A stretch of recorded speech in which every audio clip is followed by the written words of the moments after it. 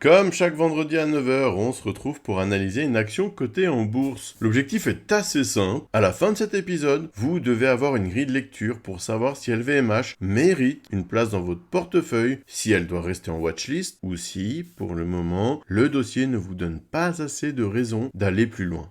L'action tourne actuellement autour de 500 €. Donc la question est assez directe. Est-ce que c'est une opportunité dans le luxe?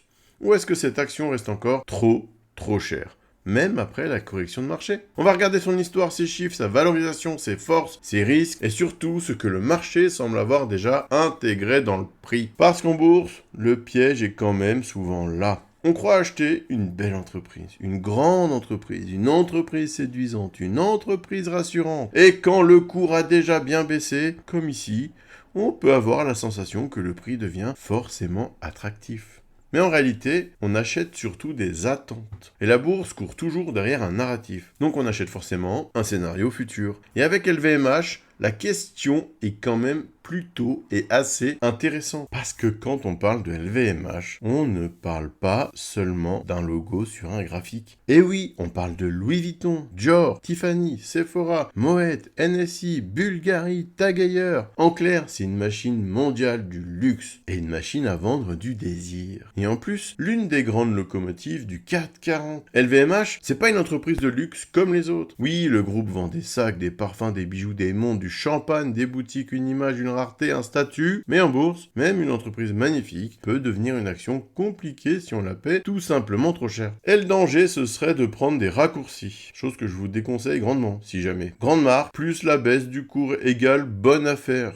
Go, j'y vais, hop hop hop. C'est précisément ce raccourci qu'on va tester dans cet épisode. Alors doucement les asticots. LVMH attire l'attention parce que le marché a changé de regard sur le luxe. Pendant des années, le groupe a été vu comme une action presque parfaite. Marque mondiale, marque élevée, croissance chinoise, tourisme, désirabilité, cash flow de malade. Puis le ton a changé. Le luxe a commencé à ralentir. La Chine est devenue un peu moins simple à lire. Le consommateur aspirationnel, vous savez, celui qui achète parfois du luxe pour accéder à un statut ou à un rêve, lui, il est devenu plus prudent. Et ça, il faut arriver à le comprendre. Dans le luxe, quand certaines pièces prennent très fortement en prix, le client ultra riche, lui, continue. Ça change rien. Mais le client aspirationnel, lui, il va décrocher assez vite. Le petit gars qui se dit, je vais économiser pour m'offrir une belle montre, un sac, une pièce que je garde toute ma vie parce que je suis passionné de dingue et je suis désireux de cet objet, mais si le prix s'éloigne trop vite, trop loin, en fait, c'est même pas, il reporte son achat de quelques mois. Parfois, il sort complètement du jeu. Quelqu'un qui achèterait une montre à 5000 balles, qui économiserait, 5 ans pour se l'acheter, quand la montre, elle passe à 8, le gars, il passe à 8 ans. Hein. Donc il se dit, allez, c'est bon, j'arrête, je suis dégoûté, stop. Et LVMH, comme d'autres entreprises du luxe, peut perdre une partie de cette catégorie d'acheteurs. Les devises aussi ont pesé. Et certaines divisions, chez LVMH, ont aussi perdu de la vitesse. Donc le vrai sujet, c'est pas seulement la baisse du cours. C'est plutôt de savoir si cette baisse, elle crée une opportunité pour vous, ou si elle reflète simplement une croissance plus normale qu'avant. Et pour répondre à ça, il faut quand même revenir sur l'histoire de l'entreprise. LVMH naît en 1987 avec la fusion entre Moet Hennessy et Louis Vuitton.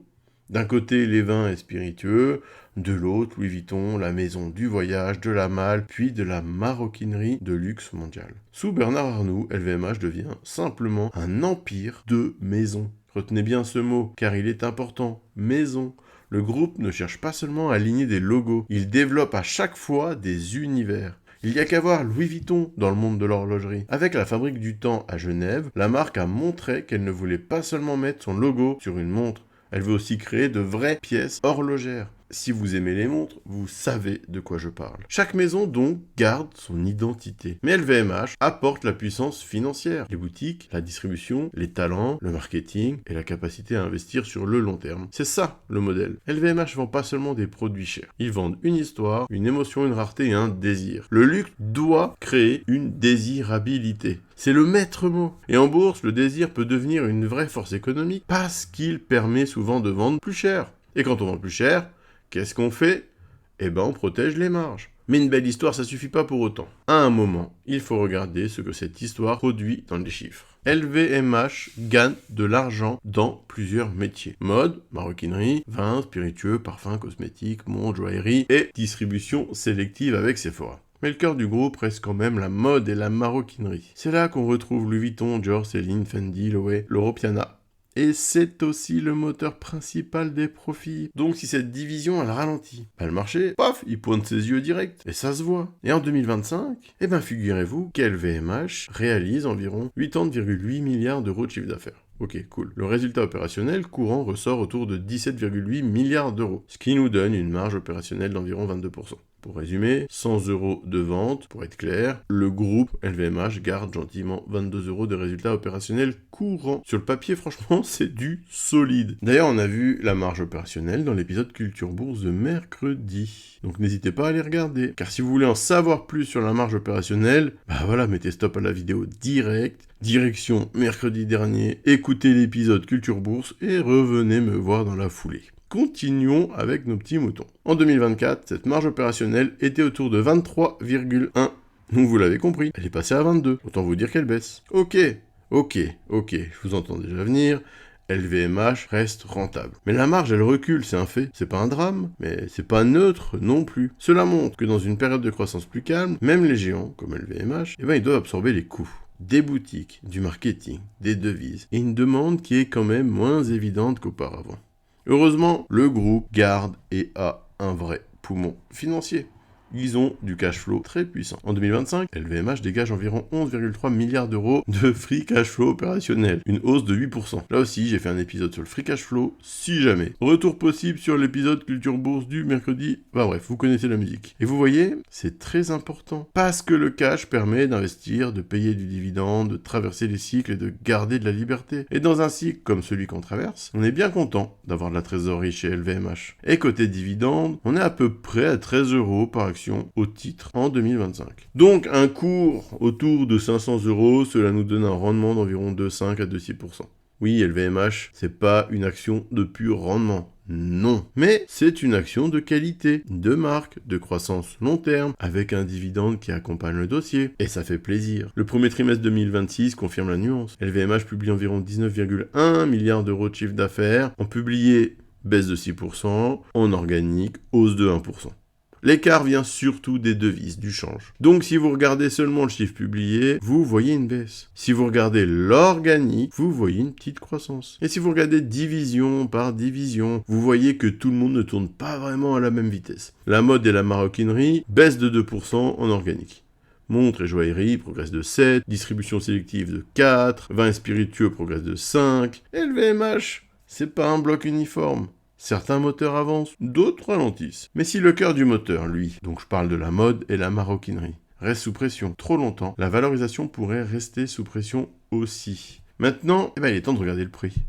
Et c'est là que c'est intéressant. À ce niveau de cours, LVMH se traite autour de 240 à 250 milliards d'euros de capitalisation selon le cours exact. Avec un résultat net part du groupe d'environ 10,9 milliards d'euros en 2025, on arrive à un ordre de grandeur autour de 22 à 23 fois les bénéfices de 2025. C'est pas absurde pour une entreprise comme LVMH.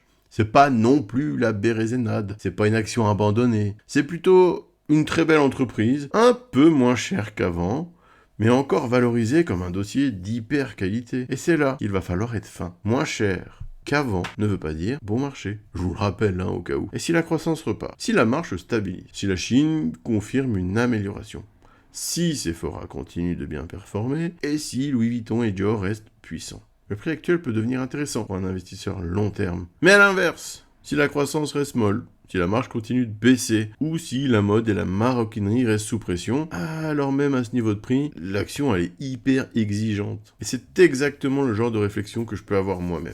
LVMH par exemple, j'ai des actions que j'ai achetées quand le cours était plus bas, autour de 460 euros pour vous dire, et aujourd'hui autour de 500 euros, la question elle devient pour moi, est-ce que je renforce ou est-ce que j'attends ? Parce qu'en face, il y a encore des pressions possibles. Le pétrole qui bouge, tensions géopolitiques, les devises, la Chine, le moral des consommateurs. Et c'est pas impossible que le marché du luxe mette plusieurs trimestres à retrouver une vraie dynamique. Donc ma réflexion, qui n'engage que moi, elle est assez simple. Est-ce que je renforce maintenant ? Ou est-ce que j'attends de voir si le marché me donne peut-être une meilleure fenêtre plus tard, vers 440, 450 peut-être ? J'ai pas la réponse parfaite. D'ailleurs, personne ne l'a. Mais c'est justement comme ça que je veux réfléchir à une action. Pas avec un bouton automatique, mais avec un scénario, des chiffres, des risques et une zone de prix. Et justement, il y a un indicateur très utile pour aller plus loin, le ROIC. Le retour sur capital investi. En même temps, je vous dis ça, mais je vais pas le développer ici et aujourd'hui, parce que ce sera l'épisode du sujet de mercredi prochain, dans l'épisode Culture Bourse à 9h. Et pourtant, il aurait toute sa place ici avec LVMH. Pourquoi ? LVMH mobilise énormément de capital, des boutiques, des stocks, des marques, des acquisitions, des investissements dans Tiffany, Dior, Louis Vuitton, Sephora et l'expérience client. Le ROIC permet de poser une seule question en fait. Est-ce que tout ce capital investi produit vraiment assez de rendement ? Et dans le luxe, c'est un peu central. Parce que la beauté des marques, à un moment donné, bien sûr que ça suffit pas. Il faut que l'argent immobilisé dans ces marques crée réellement de la valeur. Et les forces de LVMH, elles sont évidentes. D'abord, la puissance des marques. Ce sont pas seulement des noms, ce sont des actifs économiques, des maisons. Une marque forte peut vendre plus cher, maintenir le désir, protéger ses marges et traverser les crises avec plus de solidité. Ensuite, la diversification. Franchement, LVMH dépend pas d'un seul produit, on l'a vu, pas d'une seule maison, et puis même pas d'un seul pays. Ok, ça supprime pas les crises, mais cela donne quand même plus de capacité d'équilibre et d'absorption. La troisième force, c'est son cash, même dans une année moins simple. LVMH génère plus de 11 milliards d'euros de free cash flow opérationnel. Ça donne de la marge de manœuvre. Mais les risques sont surtout aussi importants à surveiller. Le premier, c'est le luxe qui ralentit, évidemment. Après les années très fortes, le marché est quand même moins évident. La Chine, les États-Unis, l'Europe, le tourisme, les devises, tout doit être suivi. Deuxième risque, les marges. 22%, ouais, c'est solide. Mais si les marges continuent à reculer, la marge peut devenir plus sévère. Troisième risque, la mode et la maroquinerie. Le poumon principal, c'est le cœur du groupe. Si ce moteur, il reste faible, LVMH devient plus difficile à revaloriser. Quatrième risque, le prix. On y vient. LVMH est moins cher qu'assez plus haut. Ok, d'accord.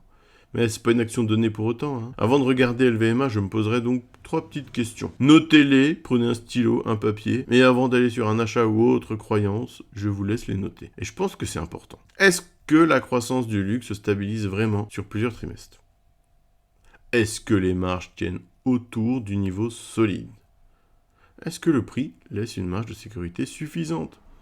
Parce que LVMH est une entreprise de qualité. Il n'y a pas de doute. Et les entreprises de qualité sont rarement données. Donc le dossier peut avoir du sens pour un investisseur long terme qui cherche une grande valeur du luxe. Voilà, si vous cherchez vous une grande valeur du luxe et vous êtes un investisseur long terme, tout prend son sens. Mais c'est pas forcément une action à acheter, s'il vous plaît, sans réfléchir. Juste parce qu'elle est revenue autour de 500 €. Parfois la bonne décision c'est de pas acheter, tout simplement. Et de suivre, d'observer, d'apprendre, de comprendre. D'attendre que les chiffres confirment. Et si on résume simplement, LVMH est une entreprise juste exceptionnelle. Le groupe possède des marques mondiales, une puissance de distribution énorme, gargantuesque, des marges encore solides, un cash flow de dingue et une place unique dans l'univers du luxe. Mais c'est pas seulement une histoire de belles marques, c'est aussi une histoire de prix. Je le dis puis je le redis, mais à la fois c'est la base. Le marché ne paie pas seulement Louis Vuitton, Dior ou Sephora, il paie le narratif. C'est-à-dire une croissance future. Il paie aussi les marges élevées, il paie une capacité à maintenir la désirabilité et il paie une confiance dans le luxe mondial. Et aujourd'hui, cette confiance est quand même moins automatique qu'avant. Les chiffres montrent une entreprise encore très rentable. Mais ils montrent aussi une croissance plus calme, une marge en recul et un marché du luxe moins évident à lire. Donc la vraie question n'est pas est-ce que LVMH est une bonne entreprise ?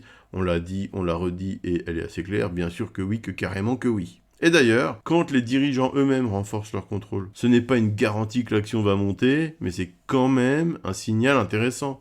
En février 2026, le groupe familial Arnault a déclaré avoir franchi le seuil de 50% du capital de LVMH. Concrètement, cela représente environ 248,9 millions d'actions, soit 50,1% du capital, et environ 491,2 millions de droits de vote, soit 65,94% de droits de vote. Point. Donc la famille Arnault, elle dit pas seulement « on croit en LVMH ». Elle renforce aussi son contrôle dans les faits. Elle paie, elle achète, elle y va. C'est la première au charbon. Donc si eux-mêmes y vont, des gens qui gagnent des sous, j'ai bien espoir qu'ils croient en son avenir. Mais encore une fois, ça ne suffit pas pour décider à votre place. La vraie question, pour vous comme pour moi, c'est plutôt à 500 €, Est-ce qu'on achète maintenant? Est-ce qu'on attend? Est-ce qu'on renforce? Ou alors on la positionne dans la watchlist? C'est toujours la même chose en bourse. Il n'y a pas de boule de cristal et on ne connaît pas la suite. Mais quand on voit une action qui a déjà été beaucoup plus haut, autour de 900 € à ses sommets, et qu'on la retrouve autour de 500 €, on a forcément cette sensation qui vous picote.